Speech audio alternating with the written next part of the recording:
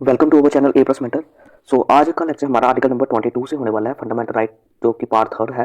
ठीक है, तो आज हमारा लेक्चर जो है फंडामेंटल राइट का लेक्चर नंबर 5 होने वाला है। ठीक है, तो कल का जो लेक्चर था उसमें कुछ जल्दबाजी में जो कुछ चीज़ें थी जो स्किप हो गई थी, तो उसको भी हम अभी आज के लेक्चर में देख लेते हैं। ठीक है, तो कल मैंने जब आपको बताया था कि जो आर्टिकल नंबर 20 में प्रोटेक्शन मिलती है हमें, ex post fact of criminal law के अंदर जो हमें प्रोटेक्शन मिलती है, ठीक है, वो हमें किसके अगेंस्ट मिलती है? ठीक है, कन्विक्शन और सेंटेंस।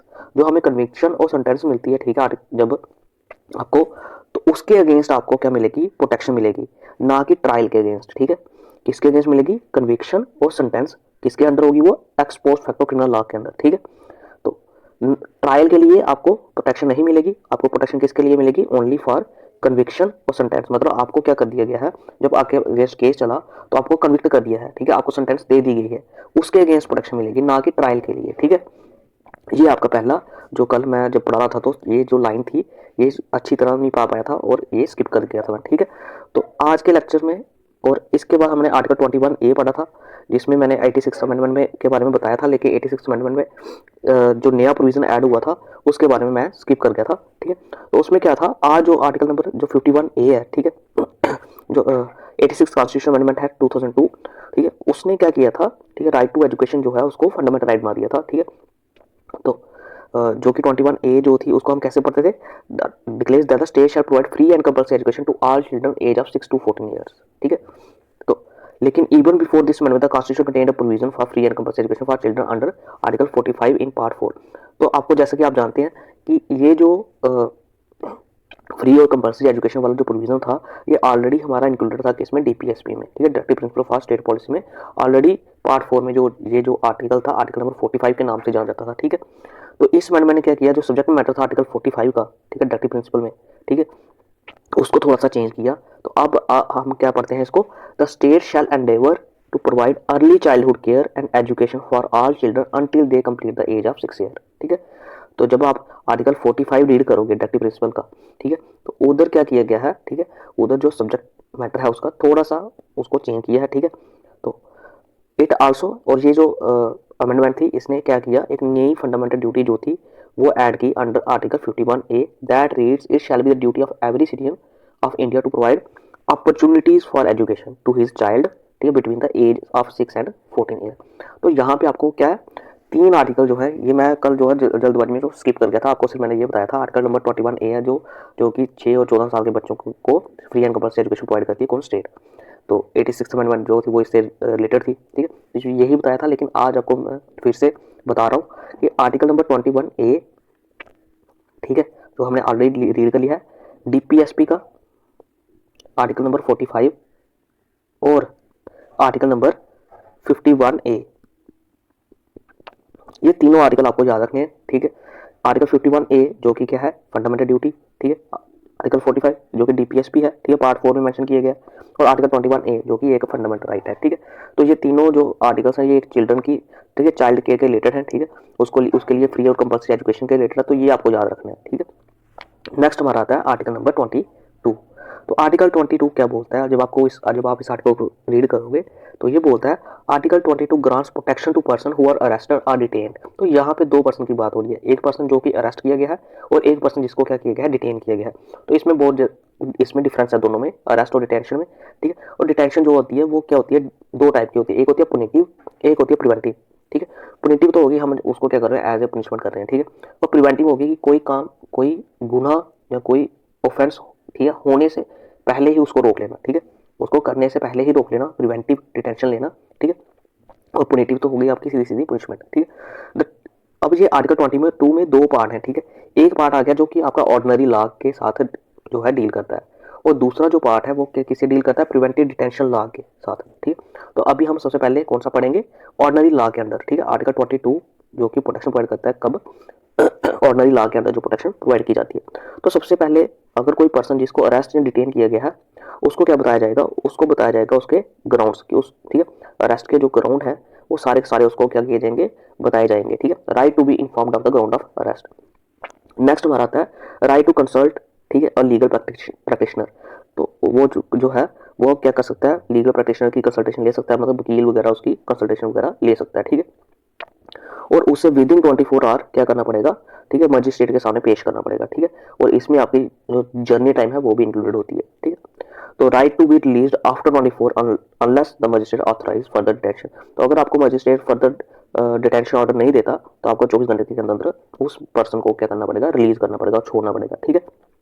तो ये क्या बोलता है कोई, ये सारा प्रोटेक्शन हमें किसके अंदर मिलती है, आर्टिकल नंबर 22 के अंदर, ठीक है। सबसे पहले हमें क्या मिलती है, right to be informed on the ground of arrest. दूसरा हमें right to consult a legal practitioner, ठीक है। तो नेक्स्ट हमारा आता है right to produce before magistrate within 24 hours, ठीक है। तो right to be released after 24 hour unless the magistrate authorise it, ठीक है। तो ये हमारे आते हैं आर्टिकल नंबर 22 के अंदर, ऑर्डिनरी लॉ के अंदर जो है प्रोटेक्शन जो कि किसी पर्सन को प्रोवाइड की जाती है। तो these safeguards are not available to an enemy alien or a person arrested or detained under preventive detention law। अगर कोई पर्सन जो है प्रिवेंटिव डिटेंशन लॉ के अंदर उसको अरेस्ट डिटेन किया गया है तो ये जो ऊपर वाली जो 4 प्रोटेक्शन हमने अभी डिस्कस की ये उसको नहीं मिलती, ठीक है। Article 22 do not cover arrest under the order of a court. तो और आर्टिकल 22 जो कि ऑर्डर होगा किसी कोर्ट का, civil arrest, arrest on failure to pay the income tax और डिपोर्टेशन ऑफ एन एलियन, ठीक है। ये जो 4 चीजें हैं, ठीक है, ये एक्सेप्शन है किसके, आर्टिकल नंबर 22 की। और मैं आपको बता दूं एक्सेप्शंस आपको याद रहनी चाहिए क्योंकि मैं मोस्टली जो स्टेटमेंट्स जब आती हैं, ठीक है, आप कोई भी सिविल सर्विस का एग्जाम दोगे या कोई सीडीएस का एग्जाम दोगे तो उसमें आपको क्या मिलेगी, ऐसी वाली स्टेटमेंट मिलेंगी और मोस्टली जो है वो एक्सेप्शन से उठाई जाती है, ठीक है। तो यहाँ पे एक्सेप्शन क्या है, ऑर्डर ऑफ ए कोर्ट, ठीक है, सिविल अरेस्ट होगा, arrest on failure to pay the income tax और deportation two of an alien. तो ये जो अरेस्ट है, ठीक है, ये जितने भी अरेस्ट जो इसके अंडर होते हैं, इन चारों चीजों के अंदर होते हैं, तो वो आर्टिकल 22 कवर नहीं करता, ठीक है। तो आर्टिकल 22 की क्या एक्सेप्शन है, ठीक है, arrest under order of a court, civil arrest, arrest on failure to pay the income tax और डिपोर्टेशन ऑफ फेलियर। तो इसमें अगर कोर्ट जो है ऑर्डर पास करती है, ठीक है, अरेस्ट करने के लिए, तो आर्टिकल 22 वहां पे, ये तो हमने पहले ही पढ़ा था, ठीक है, जो मजिस्ट्रेट का अगर ऑर्डर मिल जाए तो उसके बाद उसको क्या किया जा सकता है, अरेस्ट किया जा सकता है, ठीक है। तो कोर्ट का ऑर्डर मिल जाए, ठीक है, सिविल अरेस्ट किया हुआ किसी कोई बाहर वाले सिविलियन, ठीक है, उसको अरेस्ट, सिविल पर्सन ने अरेस्ट किया हो, ठीक है, arrest on failure to pay the income tax, आपने इनकम टैक्स नहीं पे किया, ठीक है, तो उसके बाद अरेस्ट किया गया है। और डिपोर्टेशन ऑफ एन एलियन, किसी एलियन को डिपोर्ट करने के लिए जो है अरेस्ट किया गया हो, ठीक है। तो ये 4 चीजें जो है आपको याद रखनी है, ठीक है, इसको आर्टिकल 22 जो है वो कवर नहीं करता। The second part of article 22 ground protection to person who are arrested और detained under preventive detention law. तो अब हम पढ़ेंगे, ठीक है, पहला ये हमारा ऑर्डिनरी लॉ के अंदर हो गया, तो अब हम पढ़ेंगे प्रिवेंटिव डिटेंशन लॉ के अंदर अगर कोई पर्सन जो है उसको अरेस्ट और डिटेन किया जाता है तो उसको क्या प्रोटेक्शन मिलती है। तो सबसे पहले जो प्रोटेक्शन मिलती है, ये जो प्रोटेक्शन है ये both citizen as well as alien दोनों को मिलेगी, ठीक है। तो इसमें जो सबसे पहली प्रोटेक्शन आती है वो क्या आती है कि जो डिटेंशन है पर्सन की वो 3 मंथ से ज्यादा नहीं हो सकती, ठीक है, अनलेस कब तक, जब तक एडवाइजरी बोर्ड जो है वो एक सफिशिएंट काज नहीं दे देता कि इसकी जो डिटेंशन पीरियड है इसको बढ़ा दिया जाए, ठीक है। अगर एडवाइजरी बोर्ड बोलता है डिटेंशन पीरियड को बढ़ाने के लिए तो बढ़ा सकते हैं, अदरवाइज आपको 3 महीने के बाद उस पर्सन को क्या करना पड़ेगा, छोड़ना पड़ेगा, ठीक है। तो और जो एडवाइजरी बोर्ड होता है उसमें जो हाई कोर्ट के जो जजेस होते हैं वो उसमें मेंबर्स होते हैं, ठीक है। तो नेक्स्ट हमारा आता है the grounds of detention should be communicated to the detenu. तो ग्राउंड्स ऑफ डिटेंशन जो है वो सारे कम्युनिकेट किए रहेंगे किसके साथ, डेटेन्यू के साथ, ठीक है। जिस पर्सन को डिटेन किया गया होगा उसको सारे के सारे ग्राउंड्स जो है डिटेंशन के ग्राउंड्स हैं वो बताए जाएंगे उसको, ठीक है। The detainee should be afforded an opportunity to make representation against the detention order।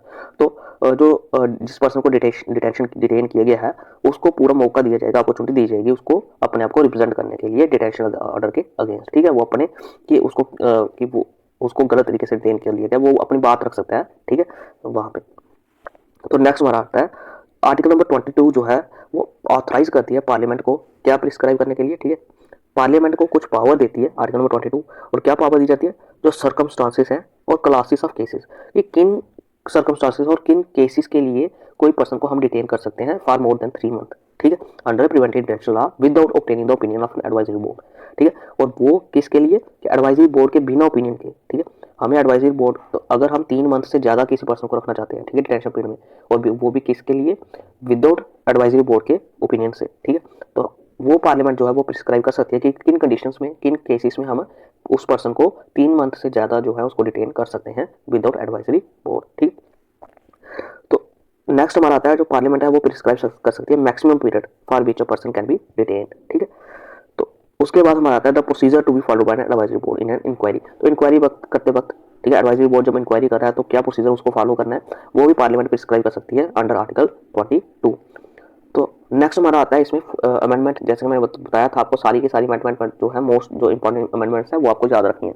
तो हमारी इसमें आती है 44th अमेंडमेंट एक्ट 1978। तो इसने क्या किया था, रिड्यूस कर दिया था detention period from 3 month to 2 month, कि हम बिना एडवाइजरी बोर्ड की एडवाइस से, ठीक है, 2 मंथ तक जो है किसी पर्सन को डिटेन कर सकते हैं। उसके बाद हमें क्या करना पड़ेगा, उसको रिलीज करना पड़ेगा, ठीक है।